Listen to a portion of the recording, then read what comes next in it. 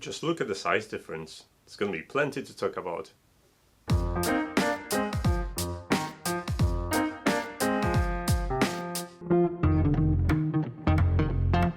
Hey guys, over a couple of years, Aqara has established itself on the Western market as an ecosystem that is worth paying attention to. First, they have a really decent Zigbee sensors, which are quite reliable, but they do come with a slightly bigger price tag.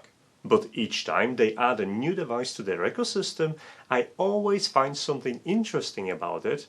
It's definitely worth taking a look at new devices and sometimes paying a slightly bigger price. So today we're going to talk about the latest Motion Sensor P1 and why this is super interesting and why you should have it no matter what. You probably saw it coming from that poorly developed pun, but the latest device, the Aqara Motion Sensor P1, it is a Zigbee device. It's a Zigbee 3.0 device which works in the current ecosystem. So where exactly that matter comes to play? We all know that the matter is around the corner. It's just a matter of time before everyone's gonna jump in there and start buying devices like that. But until then, if you want to really develop your home automation, you kind of left in a suspense, because on one side there's nothing wrong with Zigbee and they have an excellent choice of inexpensive devices that you can deploy around your house. On the other hand, well, Matter's gonna pop in sooner or later and we're gonna all move that direction. So if you're on the edge and you don't know what to do, I can't blame you. And this is where the P1 comes into play, because apart from being Zigbee 3.0 compatible, Aqara promises that the support for Matter will come due as the hardware is already developed with that protocol in mind. So that way you can start using Zigbee right now and you won't feel left out with the previous protocol when everyone is enjoying Matter. But it is not the only exciting news about this sensor, so let's start from the beginning. Aqara already have motion sensors that look like this, and they're slightly smaller than the latest device. There's a couple of reasons for it, and the Matter protocol isn't the one. If you take a closer look, it is still the same, slightly quirky but okay form factor that I actually like. It comes with a dedicated stand that you can use to orient the sensor in any way you want or put it on the wall. And this time around, the device is powered by two CR2450 batteries. A move that I really like because it will extend the battery up to 5 years. At least that's what Aqara is promising. Obviously, I don't have 5 years to test it out properly. And while on the subject of the battery, they're quite difficult to change, so you'll spend a couple of minutes trying to dig out that small cage that is inside that holds the batteries. Fortunately, you won't have to do it too often. Just like previous motion sensor, it comes with a single button responsible for either pairing or checking on the link quality, which is going to be pinged back to you via speaker with associated hub, depending on the hub you're using. Normal link confirmed. Just like this, which is very handy when it comes to establishing decent link between sensors and your hub. I have to give it to Aqara, they playing clever with their hubs. You don't buy a typical hub that just enables Zigbee. They try to pack as many features into their hubs as possible, so you have speakers, lights, sometimes you get the hubs integrated with the camera, something that you can see in here, and it's very handy to have. So do check it out if you want to go this way. Now in the Aqara app, everything is very simple. Just press the button for a couple of seconds, you're gonna enter powering mode, and you're gonna add this sensor as a sub-device to one of your hubs. Once paired, you'll get access to, well, motion trigger and luminosity measurements, so you'll be able to actually use the value of light around you to create custom automations. I've quickly tested available triggers and I was slightly disappointed because apart from motion detected, there is no single events for the light detections. So all the light conditions gonna be attached to the motion events. But I don't remember having before no motion detector for trigger, which is very handy and I really like it. Something that I only previously seen on switchpod sensors. Something you can watch in that video if you're interested as well. Apart from pretty interfaces for luminosity, where you can just trace how bright it gets in a room, kudos for actually making this more sensitive and reporting values over 1000 lux, which is often a cap on other sensors. There is a special menu with settings, something that isn't available on previous Aqara sensors. And this is where the feature comes in, where everyone's going to be super excited about, because you can set, finally, custom timeout for this sensor, and you can go as low as 1 second. Now, you don't believe me? In the predefined values, you can go anywhere between 10 seconds and 3 minutes. But if you use the custom values, you'll be asked to enter the value in seconds from 1 to 200 seconds. And that gives you the flexibility you need, which is exciting because I know a lot of you were complaining about the timeout being too excessive in these sensors in order to preserve the battery.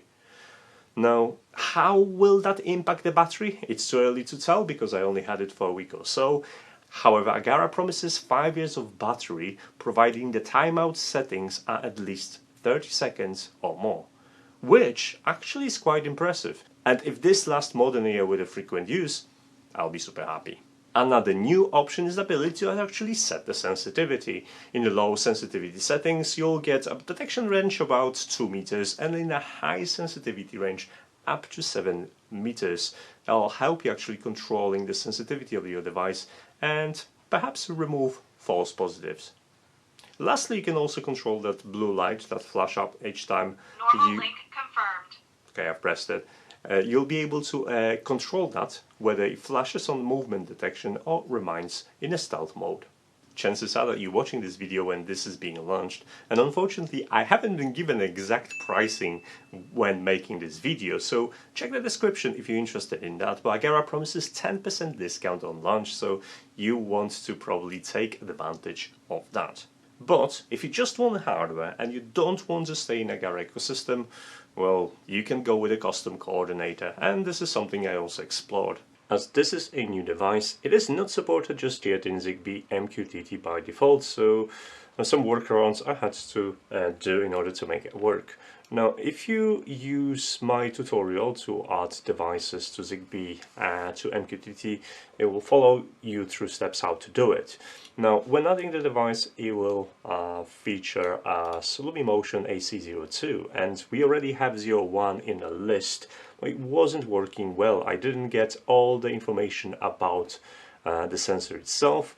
So looking at other converters available, I found Motion AGL02, which had what it seems to be all the features that this sensor requires. So I've used that, and I was giving me the correct payload. However, you also generated this error. Looking at the converter settings, it had some settings awaiting for response for the Aqara Opal interface. I wasn't sure exactly what it was, but it was getting that genPowerConfig error. So once I disabled and modified that, I've ended up with something like this. So this is your configuration or converter for your Lumi device. I should change that to P1 motion sensor, and you'll be able to just add it to your list of devices. Now in NodeRED, I was also trying to add the configuration to set occupancy timeout to 10 seconds and control motion sensitivity, but for whatever reason this part isn't working just yet. I hope they're gonna get that fixed, because I was not able to set the default, and the default was at 30 seconds. As you can see in the NodeRED, this is a payload that you received, and I also created a small dashboard that you could use to display the information. So this is the information. It shows you luminosity, it shows you the PR settings. It's red when it's active, and it's gray when it's not, the battery, and the last time it was triggered. In order to do that, you have to go to your MQTT settings and add your MQTT device ID, and the rest of it is going to be pre-configured here, so you don't have to worry about it. That's pretty much all. I'm going to make this sample flow available in my article, so do check it out. It's going to be linked in the description. I also have no doubts that this device is going to be straight up supported by ZigBee to MQTT. Just give it a couple of weeks and you'll see dedicated support that device, and maybe that setting of the shorter timeouts will be possible as well. So if you're interested, guys, in the description of this video you're going to find a link to the article, to sample NetFlow, and obviously to the hardware that I find useful or relevant to this video, including the P1 motion sensor. So big thanks to Aqara for sending me a unit early so I could talk about it. And if you're interested in Aqara ecosystem, I've got something really cool coming, and I can't talk about it, which is annoying because Aqara did something really cool. So, if you want to find out what is it, then you know how YouTube works, so there's no need for me to explain it, but subscriptions are appreciated. Anyway, social media is the best way to follow me, get snippets of my work, etc, etc. So pick one, follow me there, and see you around. Thanks so much for watching. See you next time. Bye!